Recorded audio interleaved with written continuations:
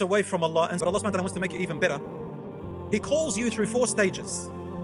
The first way is the easiest way, that is for everybody. Every single one of us in this room and around the world gets this first stage for free. The first stage that Allah goes through is He shows you and clarifies to you the guidance by exposing you to opportunities to listen or to read or send someone to you to remind you, such as the khutbah on a Friday. Everyone can sit down and listen to the khutbah. That's why we must not talk or engage with anybody during the khutbah on a Jumu'ah. Allah is guiding you. Just listen. Everybody can do that. You go on YouTube and you listen to a topic of your choice about Islam or Deen or fear of Allah. Everybody can do that. Who is the one that facilitated this for you? Humans invented it, but who is the one that gave them the intellect and for you the ears to listen? Allah. So Allah brings to you something like that. So Allah sends you free guidance. Now, if that doesn't work for you and you continue to go astray, Allah then goes He guides you through a little bit of a tougher approach. The second stage, He will nurture you through disciplining you. So first, you didn't take the reminder when you were comfortable. So then Allah nurtures you by disciplining you. Now I want you to think about discipline in relation to parents, someone who cares about you. If your mother or father discipline you, or you discipline your children, is it a good thing or a bad thing? Of course, with the correct way of disciplining, with care and compassion. You will appreciate that your parents disciplined you in order for you to be principled through care and love. Even sometimes it may be harsh. So Allah nurtures you through discipline. How? He will bring a problem into your life. He will bring what? A problem, a challenge into your life. And we all know that humans learn best through what? Through problems. And that's how Allah subhanahu wa ta'ala dealt with all the prophets and messengers and the companions. So if you have a problem, know that Allah subhanahu wa ta'ala is guiding you. Take it in a good way. Now, that problem is going to be your medicine. And once you overcome it, inshallah, you're going to be much stronger and better. So Allah gives you a problem, a learning curve, a wake-up call. Somebody might get sick in your family. A death may happen and you attend a funeral.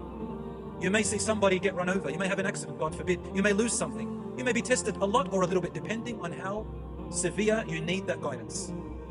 Then, if that doesn't work, Allah will intensify a little bit more to the third stage. The third stage is He will bring you something compelling. The problem is up to you how you want to face it. But when He brings you something compelling, it means it's something that you must face. You have no way to avoid it. You have to face it. It could be a court order. It could be a fine. It could be someone that's facing you. You have to deal with that. You can't run away from it. It could be anything like that. It could be a sickness, God forbid. Anything like that is compelling.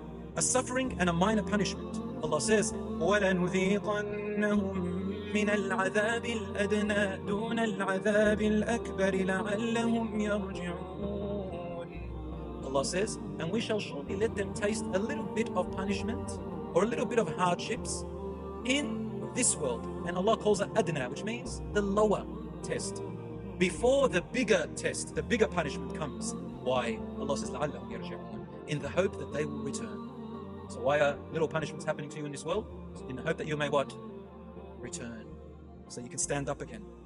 If that doesn't work, no reminders, no problems, no compelling situations, over and over and over, and they accumulate, and we decide to run away from Allah to everything else, to numb our desires and our fears, drugs, alcohol, crime, God forbid, haram images, haram relationships. After all these 3 stages, if nothing works and reminders come again and again, then the catastrophe happens. And I'm going to finish it with this. Do you know what the catastrophe is? What do you think it is? All the reminders come to the person, and the person does not wake up and return. What is the catastrophe that Allah brings you? You might think death, sickness, Allah's going to send a lightning bolt, on you, someone's going to murder you, someone's going to go from your family, something terrible is going to happen, you're going to lose your business. No. None of that is going to be the catastrophe. You'll be surprised to know that the final catastrophe will be Allah just lets you go. He just lets you go. Do whatever you want. Make as much money as you want. Fulfill your every piece of desire that you ever wanted. So Allah lets you go. To the dunya, to your desires, to everything. We do not want to reach that stage, because that means that Allah is no longer with us. He has abandoned us because we abandoned Him. And the only thing we'll receive is a temporary, ugly world, and even the world will turn against you. As for the hereafter, there'll be nothing left.